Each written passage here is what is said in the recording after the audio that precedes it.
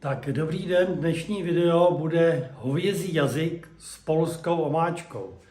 A protože se neprodává jazyk, že by vám ho kousek ukrojili, tak to musím vzít celý, takhle to dám do toho papiňáku. Zase samozřejmě můžete to vařit i v normálním hrnci, ale bude to díl trvat. Takže takhle to zaliju vodou. Takhle to zlehka přisolím. No, já myslím, že vyzkoušíme 3/4 hodiny, jestli to bude stačit.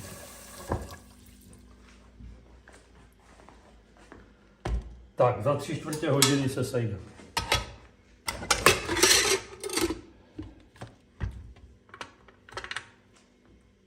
Takže tady se mi vaří v tom papiňáku ten jazyk hovězí a teď tady mám mrkev, nebo vůbec kořenovou zeleninu.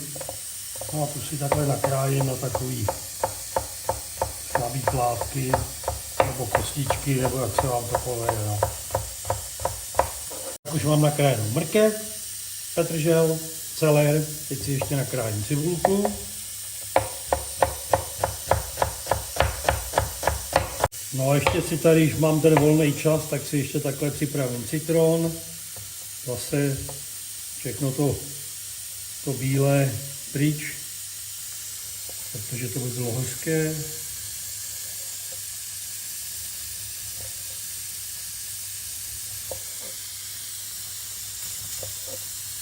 No, zatím to nechám v celku, pak si to nakrájím na plátky a dám to do toho základu.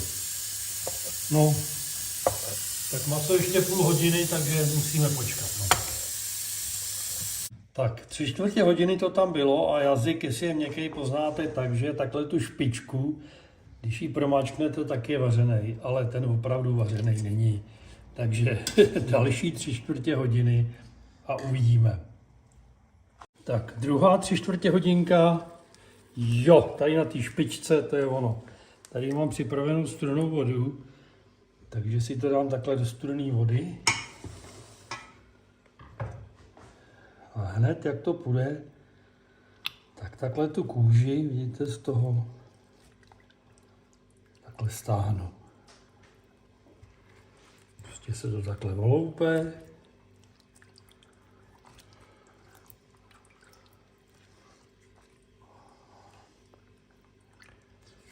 Hop. No a je to. No a teď si připravím kastrol a půjdeme dělat omáčku. Mám tady kousek, asi takovýhle kousek másla. Nechám ho rozpustit a spadlo něco do toho. No. A pak tam začnu přidávat tu zeleninu. Máslo je rozpuštěný, takže tu kořenovou zeleninu tam můžu takhle dát. Tohle je prostě trošičku složitější jídlo, jak časově, tak na přípravu. Teďka se to musí do opravdu hodně zlatorůžová nebo zlatohněda. Teď už si tam můžu přidat zase to divoké koření. Tam. No až ta zelenina bude hezky barevná, tak tam teprve přidám tu cibuli a ještě budu pokračovat v tom restování. Tak vidíte, takhle už se to začíná barvit, ale ještě to je málo, takže zase za chvilku. Takže myslím, že teď už je ta chvíle, kdy tam můžu dát ještě cibulku. No a zase do zlatohněda. A pak ještě, aby jsme tu barvu měli lepší, tak si tam ještě dáme cukr skaramelizovat a rajský protlak, ale to až za chvíli. Takže takhle už se to dělá i s tou cibulkou, vidíte, dělám to na tu 7. Aby ta omáčka byla dobrá, tak je potřeba, aby to mělo prostě tu silnou chuť té opečené zeleniny, takže pomalu a no, prostě to chvilku trvá. Tak, zase jsme trošku dál a teď tam můžu takhle dát, ne úplně vrchovatou žíci cukru. No a budu opejkat dál. On ten cukr skaramelizuje a taky mi tam přidá tu barvu trochu. Samozřejmě i chuť. Tak se to krásně barví. Teď si tadyhle vemu rajské protlak a dám tam takhle opravdu poctivou lžičku. To trochu rajského protlaku a zase zarestovat. To dělám na 6. Je potřeba dělat to pomalu, protože tohle připálit asi není velký problém.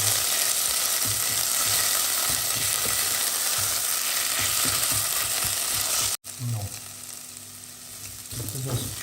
Jsme kousek dál, je to takový hezky zlatohnědé, no a zase děláme 5 porcí omáčky, takže je to jako vždycky. 1, 2, 3, 4, je to počítání asi baví, no, tak jo. Jedeme dál. Teraz to zarestuju všechno. No a pak tady mám samozřejmě ten vývar z toho jazyka, nevím. Tím to potom zaleju, rozvařím. No a zase se to musí těch 45 minut. Samozřejmě, když máte čas, taky hodinu a třeba 1,5 hodiny to pomaloučku vařit. To opravdu je výborný, no ale ne asi každý má chuť toho takhle dlouho stát. No. Takže myslím, že takhle to bude dobrý. Takže já to takhle vezmu. Takhle tam naleju ten vývar. No, nechám to rozvařit a trošku to rozšlahám metličkou a budeme pokračovat. Takže takhle už se mi to pomaloučku vaří. Takže mám tady připravený ten citron. Tak šup tam s ním.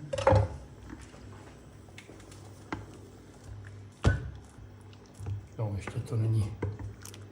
Ještě ta mouka není rozvařená, tak ještě chviličku. Trošku metličkou tomu pomůžu. Tak.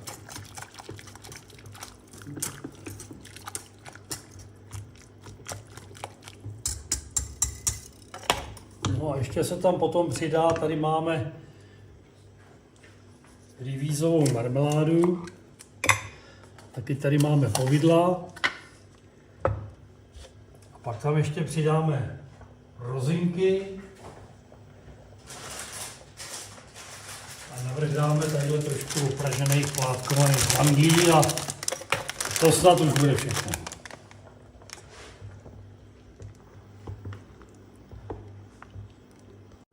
Tak, už se mi to asi 4 hodinky vaří, vidíte, už to má krásnou barvu, ale protože polská omáčka je malá omáčka po povidlách, teď nevím, jak, abych neudělal nějakou češtinskou chybu, takže takhle to tam dám. Zase si to trošku vypláchnu, ať se mi to rozmočí, abych neměl žádný ztráty, ale to bude málo, takže ještě tadyhle z těch druhý tam takhle přidám, jo, takže to byly takový opravdu 2 vrcholaté lžičky. No a teď tam dám ještě tu marmeládu, taky takhle 2. No a zase to nechám rozvařit. Potom si můžeme trošičku pomoct tím ponorným mixérem, aby se nám to hezky jaksi rozmixovalo, aby se nám to hezky rozpustilo. Ale já jsem řekl rozmixovalo, ne aby se rozmixovala ta zelenina samozřejmě, to musí být jenom konec.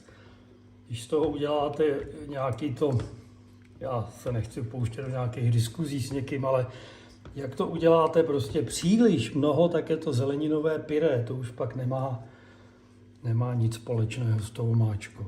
Takže takhle zase budu pomalu vařit. Takže vidíte, ta barva už začíná být opravdu pěkná. A jak říkám, můžeme si ten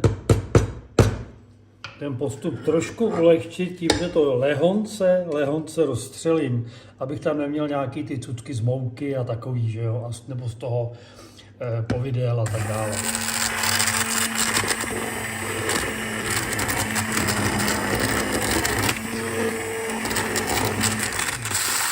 No a takhle to opravdu stačí, ne víc. No a budeme vařit ještě takovou půl hodinku a pak už to pojede ráz na ráz. No a takhle, jak se mi tady zatím hezky vaří ta omáčka, tak si takhle vemu ten jazyk. No. Takhle si ho nakrájím a připravím si ho tady do hrnku, abych na to potom mohl nacedit tu omáčku. Kameramanko, chceš ochutnat, jestli je to měkký? Já ochutnám. Chceš? Neříká nic, asi nechce. Měkký to je, to dobrý. Takže ještě jeden, no. Asi to určitě celé nesníme, takže já si to uložím a ještě pak z toho něco někdy vyvedem. Takže maso je takhle připravený. Tak už se blížíme do finále, barva je výstavní, chuť je málo sladká, takže tam dám ještě takhle. Tady mám sůl, tak to dám lehonce přisolím.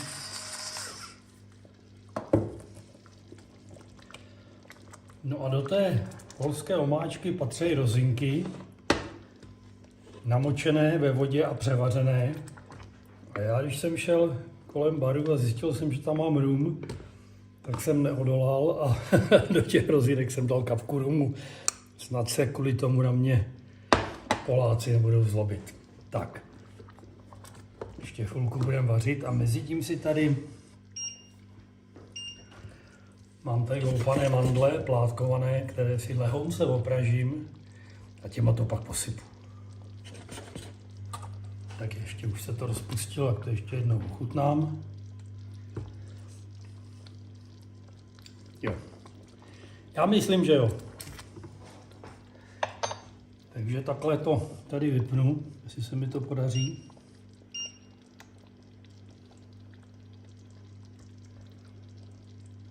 Povedlo se. Zaklepu. No a budu cedit. No takhle přes nějaký sejto, cedník. Vždycky propasírovat. Ale zase nějak, jenom prostě tak s citem, jo, zase ne, aby tam ta zelenina musela být úplně durch, ne. Prostě jenom, aby ta omáčka protekla a bylo to tak prostě vařit s citem, no. Mandlíčky už mám takhle, hop. Stačí, dáme takhle stranou a ještě tady docedím tu omáčku.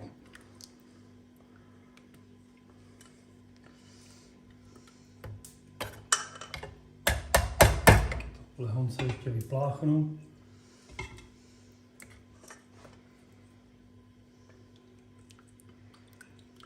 Tak, to je ono.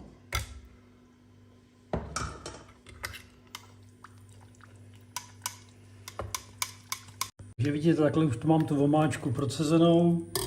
Teď tam takhle přidám vidíte, že toho rumu je tam opravdu jenom trošičku. Takže to dám do té omáčky. No ale mandle si nechám a těma to posypu navrch. Tak, jakmile se to převaří, tak končíme a jdeme nandávat. Tak a jdeme nandávat.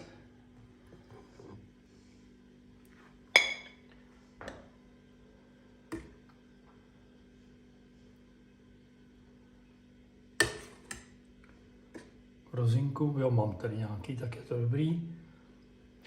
Tak, zase to otřu, hodí se k tomu knedlíky, Ale taky se k tomu hodí nějaké těstoviny, tak jak bude kdo chtít, no. A ještě zlatý hřeb nakonec. Takhle to posypu praženýma mandlema. Zase to nebudu přehánět. No a hovězí jazyk s polskou omáčkou a českými knedlíky, ať vám chutná.